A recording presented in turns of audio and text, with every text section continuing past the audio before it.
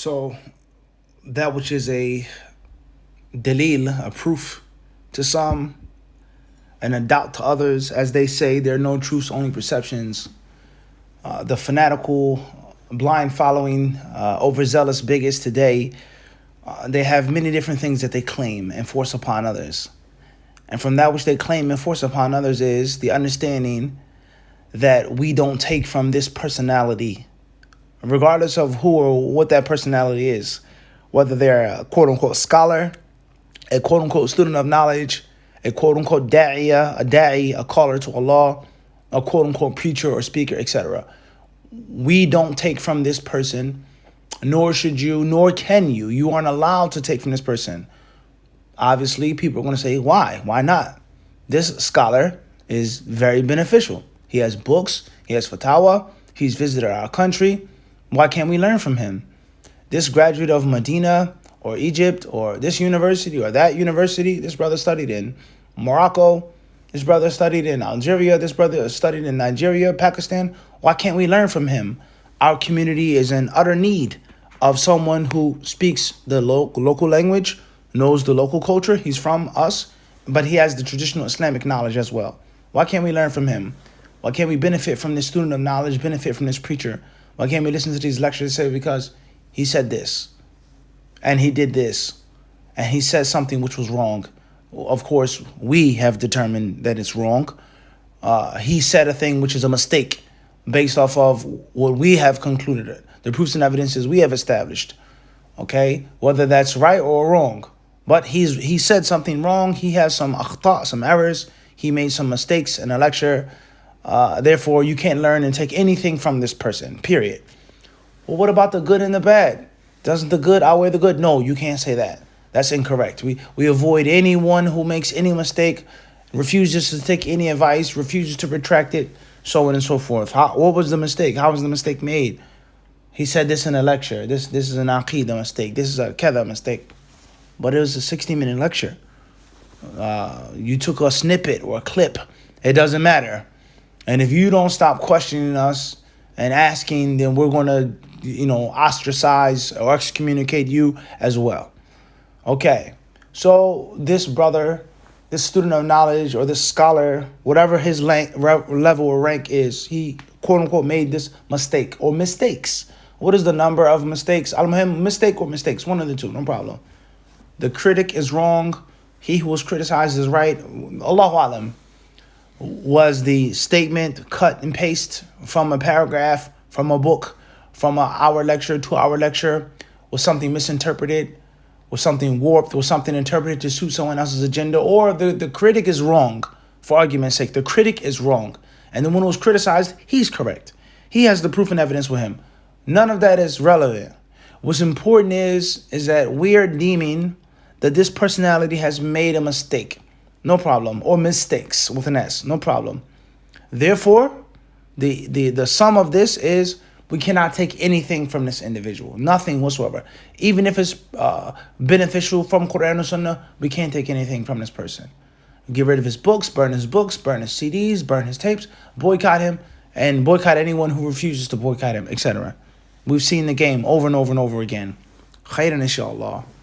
So Ali ibn al-Madini, rahimahullah ta'ala, we're reading these statements of this great Imam. He was this, he was that, he was this, and he was that. Well, what century did Ali ibn al-Madini live in? He lived in the 3rd century. He was a teacher of Bukhari. So that means he was a contemporary of other scholars, such as Ahmad ibn Hanbal, and such as Yahya ibn Ma'in. These great Imams of Hadith and of Rijal, of narrated criticism. So what was happening during that time in the 3rd century? What was the controversy and the scandal that al-Bukhari rahimahullah ta'ala was put through? We all know the answer. That is the statement regarding the belief, regarding the position, regarding the Quran is created or not. Is the Quran created or not? Can you say the Quran is created? Is the Quran created? And also, lafzi bil Qur'ani makhluq. When I recite the Quran, it's created or not. Can you make that statement or not? The big long fitna between the Mu'tazila and their opponents Imam Ahmed and the other scholars of the Sunnah, and the leadership, the government. The Abbasid Caliphate and those rulers who adopted the view of the Mu'tazila and how they forcefully imposed their will upon all other scholars. They coerced them to say that the Quran was a created being. It was makhluk. And if you didn't say that the Quran was a created being, you would be imprisoned. You'd be imprisoned, you'd be beaten, you'd be jailed, you'd be killed. And Imam Ahmad refused. And he bore the punishment. He bore the torture and the suffering. He was whipped. His shoulders were dislocated. He was humiliated. He was starved and tortured. But he refused to say that the Quran was created. And he refuted them and he debated with all of their points. And he outfoxed them. He outgunned them. He outwitted them. They could never ever prove in front of the leader that they had poisoned and influenced that what they were saying was right and what Ahmed was saying was wrong, that the Quran was created. All right. So, if this is what was taking place during that time, then anyone who is a contemporary of Ahmed, let alone a friend, is also going to be put through that fitna. And anyone who's younger than Ahmed, a student of Ahmed, will also be put through that fitna, such as Bukhari. So where does Ali ibn al-Madini fall in? Well, I won't answer that question. I'll allow the reader to go on Wikipedia, to Google search, to go and to read, reference any quick source, and you'll see that Ali ibn al-Madini, may Allah have mercy upon him, not only did he live during the time of the fitna, but he كان من الذين أجاب في المحنة. He actually took the position that it was permissible to make the blasphemous statement, the sacrilegious statement that the Quran was created to avoid punishment. Tarakhas, he took the rukhsa, the concession, the allow, that allows a person to say a statement of disbelief out of fear for a person's life, as Allah Azza wa Jalla clearly mentions in the Quran, that it's lawful for a person to make a statement of kufr if he's coerced, if he's forced. So Ali ibn al-Madini rahimahullah ta'ala, he said that the Quran was created. Not that he believed that the Quran was created, but he was scared and afraid, like many other scholars were, that he would be killed or tortured or locked away for the rest of his life in a dungeon. So he took that view and he answered the question. And not only did Ali ibn al-Madini rahimahullah ta'ala take the concession to say that, but there are other things that he said and did in other positions. And some say that he went too far and putting on too much of a show of taking that concession and pleasing those Mu'tazila people, the legacy of Ibn Abi Du'ad. And some say that Ali ibn al-Madini was in debt to Ibn Abi Du'ad, and that Ibn Abi Du'ad had things over him, had ties, whether it was money or family, etc. And Ali ibn al-Madini was basically forced. Ibn Abi Du'ad was a very skillful, cunning type of guy. And he tricked Ali ibn al-Madini and he forced him into being his puppet to legitimize their blasphemous aqidah, right? So some of the imams, whether it be Ahmad ibn Hanbal and others, they boycotted Ali ibn al-Madini. Not because he was a deviant, but because they believed that he should have stood firm. And he didn't have to. And Ahmad believed that he was supposed to sacrifice his neck.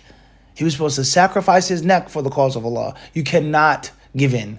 Even if it's permissible, you have to stand firm. And that's because the aqidah will be lost.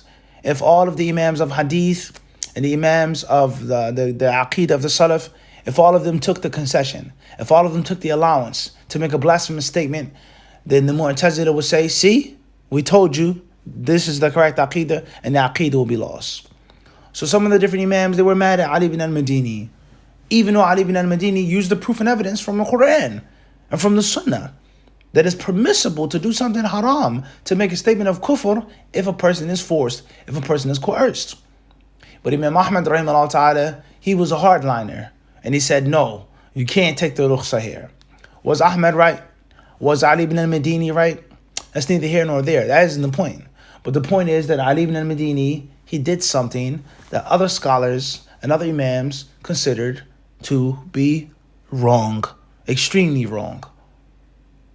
what did that do to his status? In hindsight, did that tarnish? Did that diminish? Did the people say we don't learn anything from Ali bin al-Madini because he said this statement? Did they boycott him? Did everybody unanimously agree with Ahmed? Imam Ahmed passed away. Did they boycott his books? Did they burn his books? And the same applies to Bukhari, rahimahullah ta'ala, whether Bukhari said it or not. But he was scandalized. Abu Hatim al-Razi, Abu Zura al-Razi, they boycotted Bukhari. They weren't from Bukhari. They refuted Bukhari for saying, or supposedly saying, Lafdi bin Qurani makhluk, that when I recite the Quran, it's created.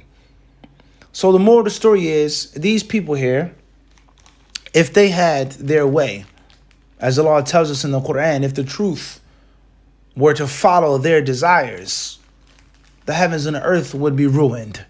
If the haqq followed these people's whims, so they come along and they say, don't learn from him, don't take from him, don't benefit from him, don't. Because. Then where would that leave Bukhari and Ali bin al-Madini and countless other imams of Hadith? Where would that leave the Islamic legacy? Rather, Ali bin al-Madini himself and others, they're the ones who asked about different narrators who practiced innovations, and different narrators who fell into innovations, different narrators who are known to be upon innovations. How can you narrate hadith from him? How can you take from fulan and fulan? And they would say, if I left off the hadiths of the people of this city, of Kufa, because of them being Shia, and if I left off the hadiths of the narrators from Basra, because of them having deviant views concerning Qadr, there will be no hadiths left. The kharibat al-kutub, the books would be void. There will be no narrators of hadith if that was the obligatory position and the correct position. La kharibat al-kutub, the books will be void. And Ali ibn al-Madini and others, they would say, Kayfa tasna'u bi Qatada? If I can't take from this, then what would you do with Qatada? Qatada. Who's Qatada? The scholar of tafsir, Mujahid, and Fulan, and this one and that one. All of them. Rumiya bil Qadr, Rumiya bil Irja, Rumiya bil Kada, Mutashayyid. Some of them were Shiites, some of them were Qadaris, some of them were Murjis, some of them were Kharijis. Many, you read the biographies, and they still narrated hadiths from them in Bukhari, in Muslim, and many other traditional sources. All of those different narrators had those different problems and issues. And if they didn't have those problems and issues, they were accused, Rumiya.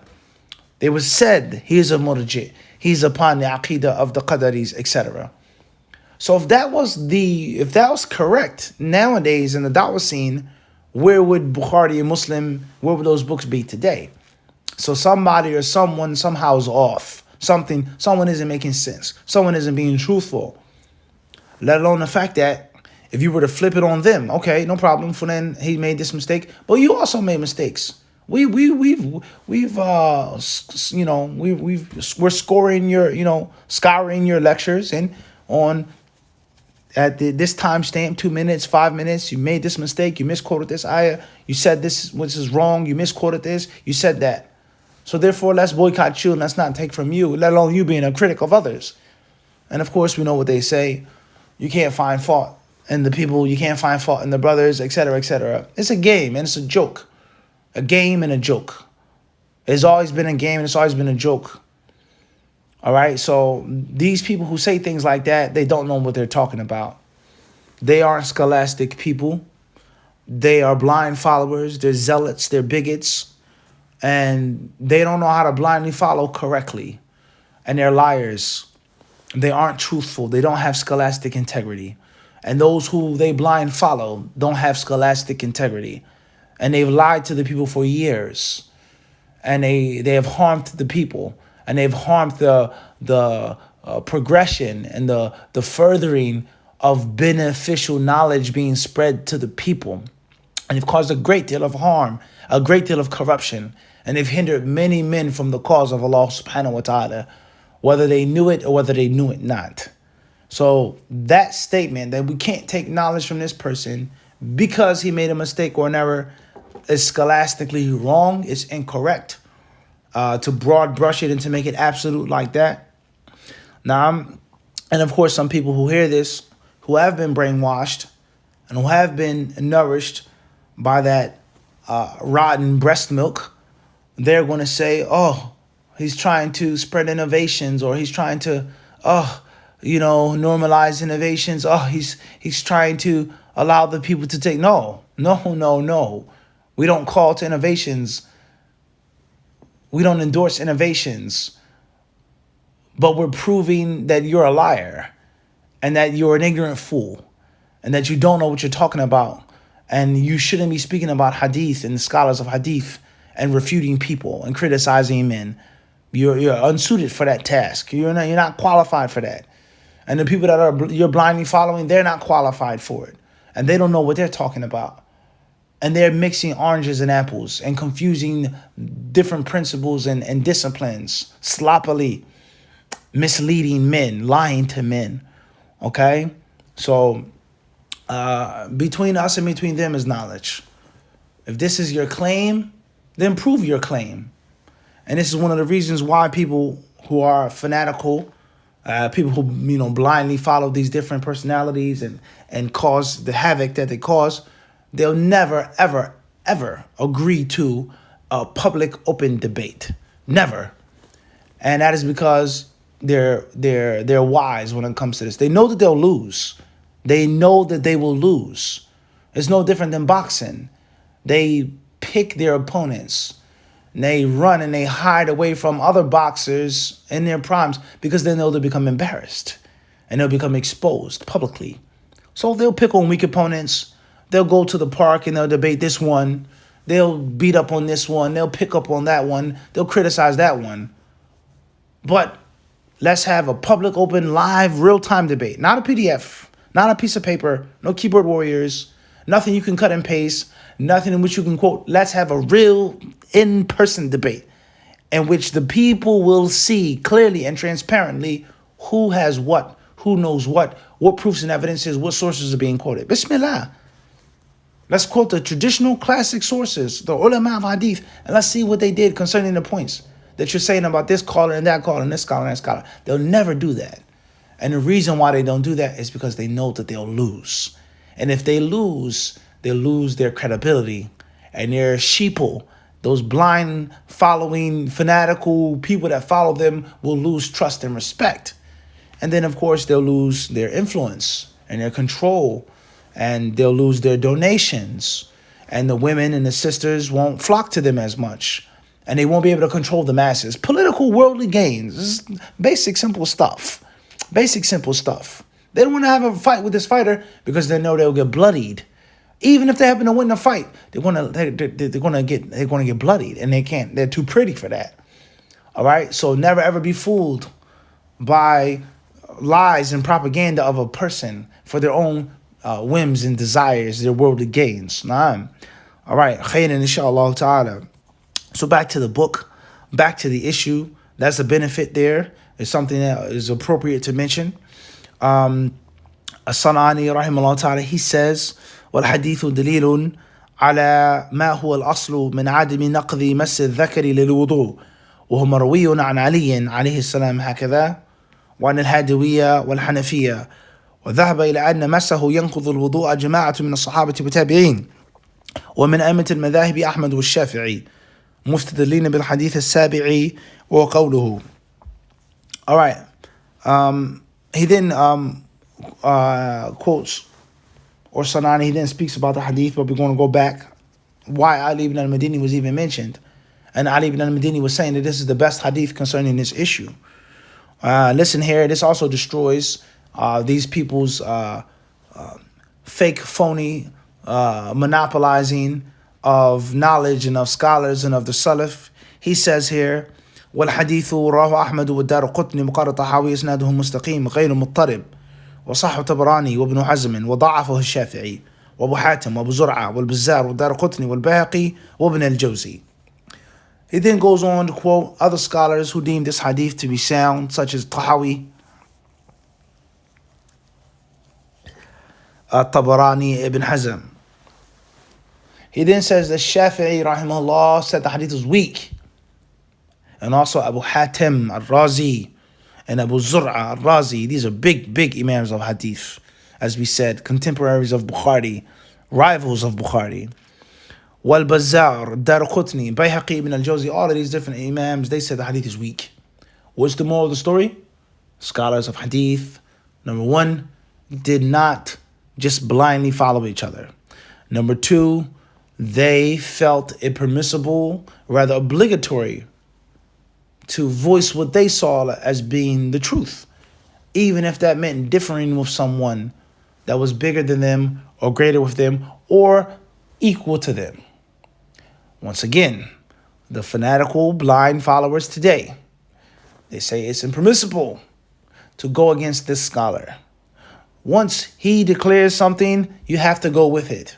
Once he says something about an individual, he has the final say because he's the most knowledgeable person, etc., etc., etc. We clearly said that Ali ibn al-Madini was the most knowledgeable man of hadith of his time.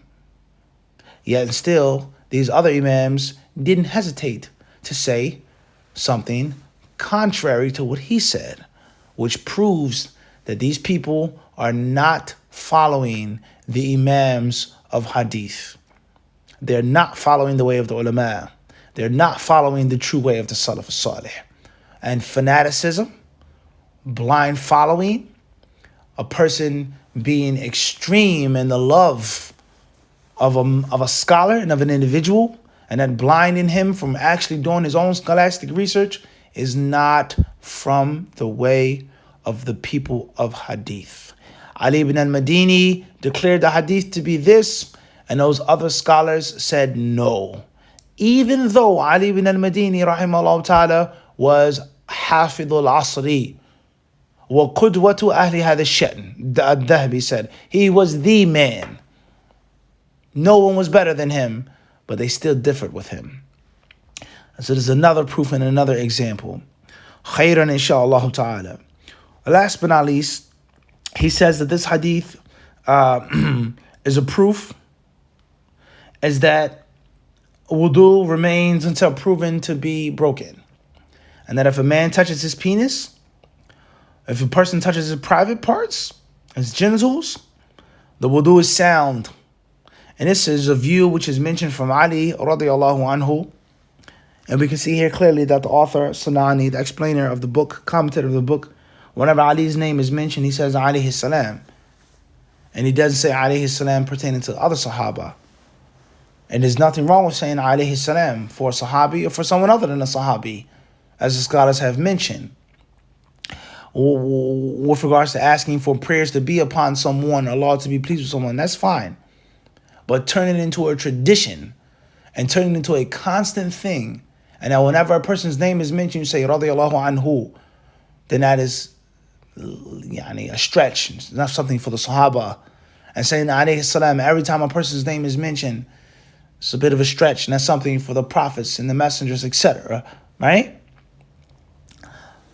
So to say alayhi salam every time Ali's name is mentioned, but not for any other Sahabi, that isn't the way. That isn't the way. Right? Did Sanani himself put that in the book? Or does that come from the one who took the manuscript, so on and so forth? What's important is that's not the way. When Ali's name is mentioned, that's the only time we say alayhi salam. No.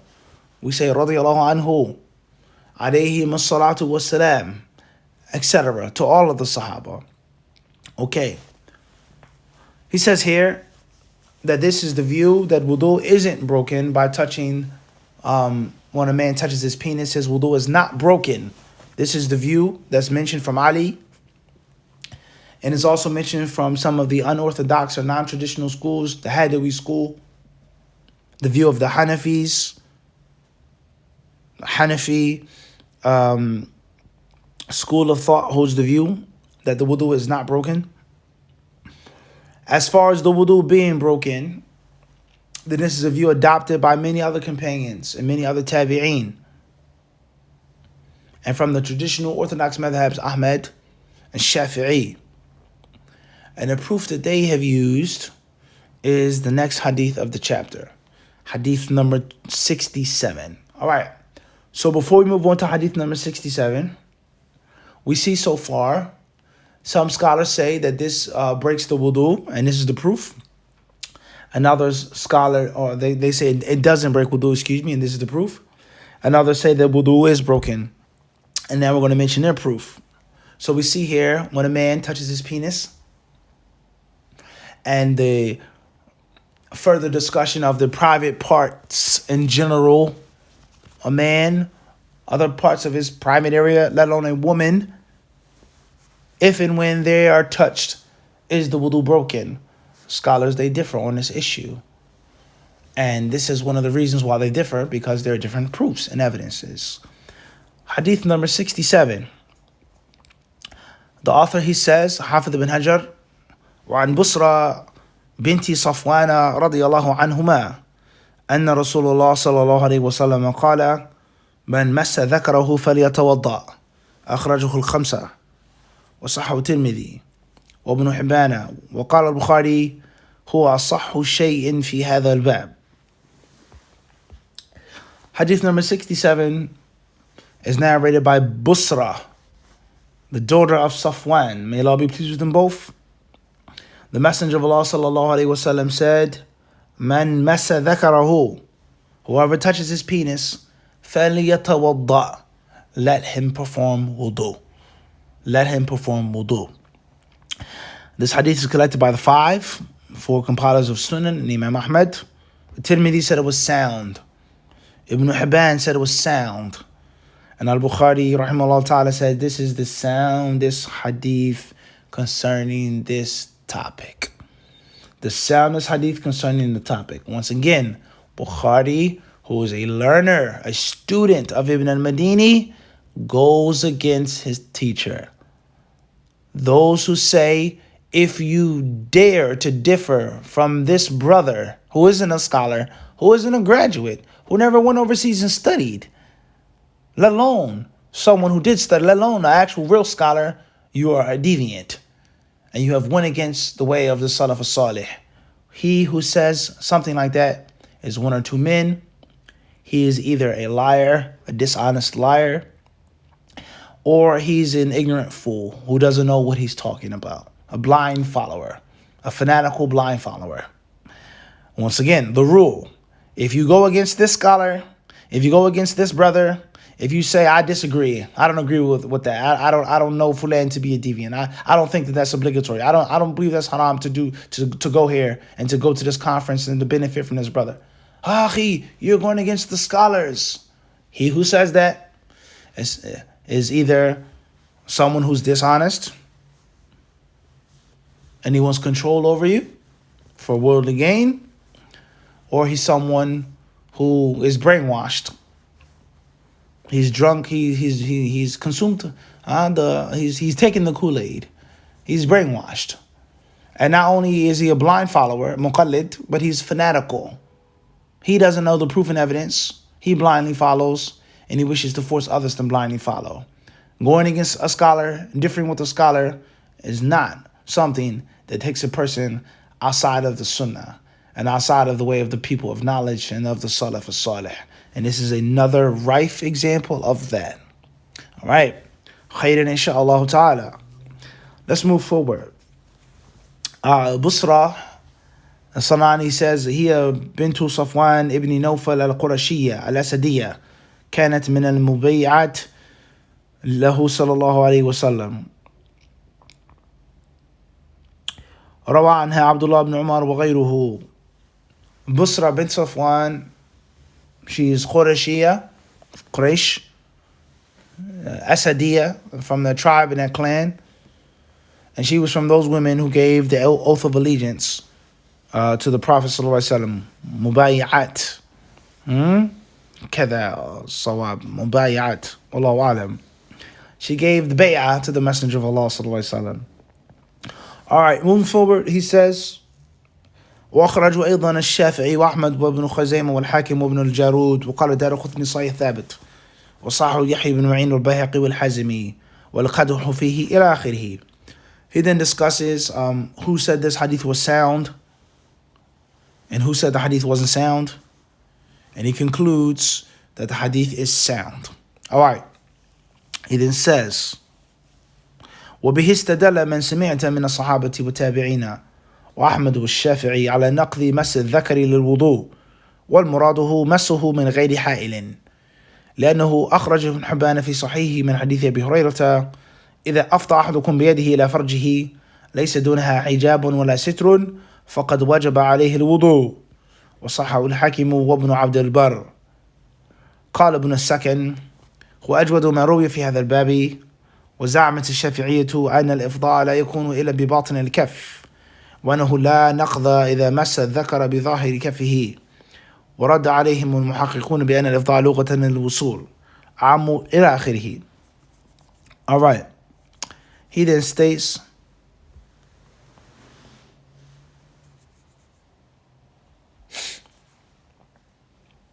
that this hadith, as we previously mentioned, is a proof and an evidence for the scholars from the Sahaba, from the Salaf, the Tabi'een, Ahmad, Shafi'i, and others, those who held the view that if a man touches his penis, then his wudu is broken. And what's meant by touching it is touching it without a screen, without a barrier, directly, skin to skin. And he mentions a hadith that proves that afda, when a person touches it, laysa dunaha hijab, without any screen, without anything between your hand and that part of your body.